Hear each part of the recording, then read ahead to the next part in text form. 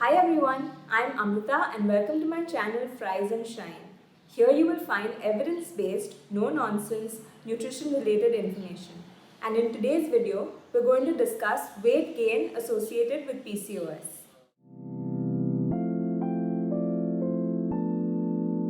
In my practice, one of the main reasons girls come for a nutrition consult is for weight gain. And very often, almost 9 out of 10 times, we discover PCOS as an underlying condition.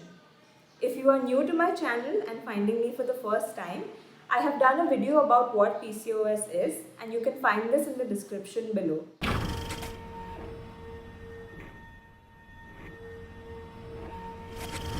So let's jump right into this. Why do you gain weight with PCOS and what should you do about this? One of the main factors that impacts weight gain in PCOS is the body's changed use of insulin. Many girls with PCOS develop a condition called insulin resistance.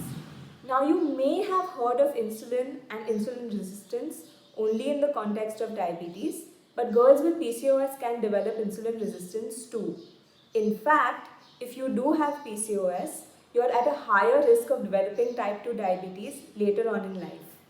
So what is insulin resistance or IR? This is a condition where your body makes too much insulin over time and your body cells eventually just start shutting insulin out. Kind of like if your mom is always screaming at you to listen, you'll eventually just start tuning her out, right? Same with insulin and your body. And why this is a problem is because your body can now no longer digest the food that you eat to produce energy as efficiently as it normally could. And these higher than normal levels of insulin are driving all this food to be stored as fat. How will you know that you have insulin resistance? Well, blood work can be done, but many times there are some visual cues that can alert you to this condition. One hallmark sign to look out for, and this can be done at home too, is acanthosis nigricans, which is areas of brown-black discoloration on the skin. This usually happens in areas of the body that have creases and folds, like around your neck, in your armpit, and along your groin.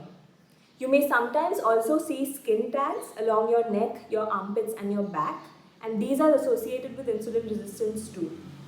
Okay, so we've now established that you have IR. How is this going to affect your weight though? Insulin resistance can affect your weight in two manners.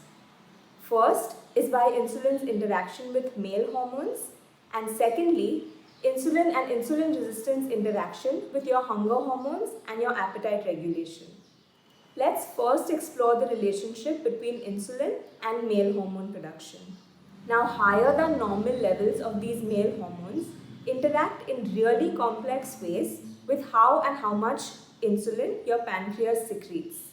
So these excess male hormones actually cause higher insulin secretion.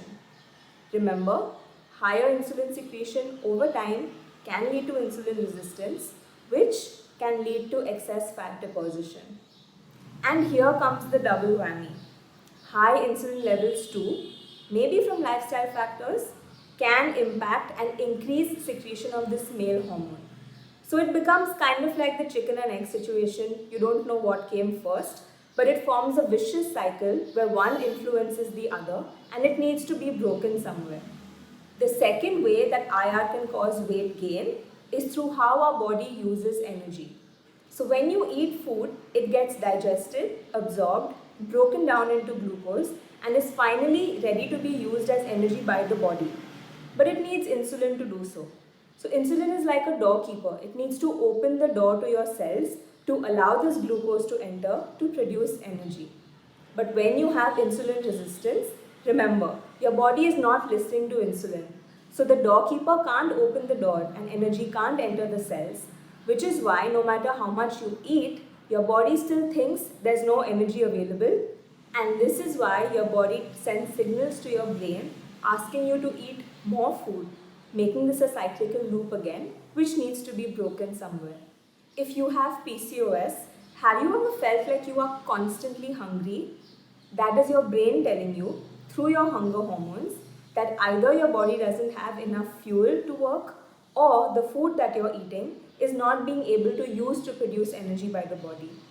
This is why it becomes super important to make sure that you are employing dietary strategies which will help you keep your insulin levels in check, as well as medical strategies which will help keep your male hormones in check if that's an issue. I recently had a client who was on a ketogenic diet who most of us know is associated with really drastic weight loss and quick weight loss. She was on this diet for a month, but she lost absolutely no weight.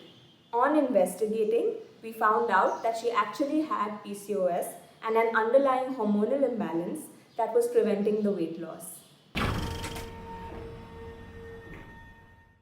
Moral of the story is, if you've had trouble losing weight with PCOS, despite employing the appropriate strategies related to food and exercise that would normally be associated with weight loss, there may just be an underlying hormonal condition that you haven't had diagnosed yet.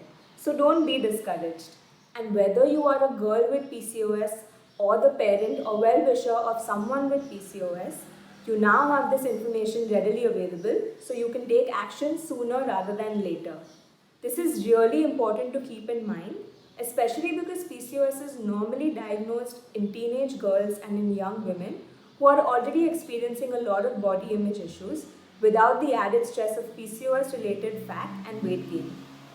Whatever health professional you go to, doctor or dietitian, make sure that they look at your PCOS holistically, on a nutritional level as well as on a hormonal level. And know that while PCOS can't be completely cured, its symptoms are absolutely and completely manageable with the appropriate lifestyle interventions. And you can reach out to me for these. That's all for today. I hope you enjoyed this video and found it helpful. If you did, please like, share and subscribe to my channel. Do remember, September is PCOS Awareness Month and I'll be covering all things PCOS this month. So if you have any questions or concerns, do reach out to me over email, leave comments in the section below, or reach out to me over Instagram. Hope to see you very soon. Until then, take care and keep shining.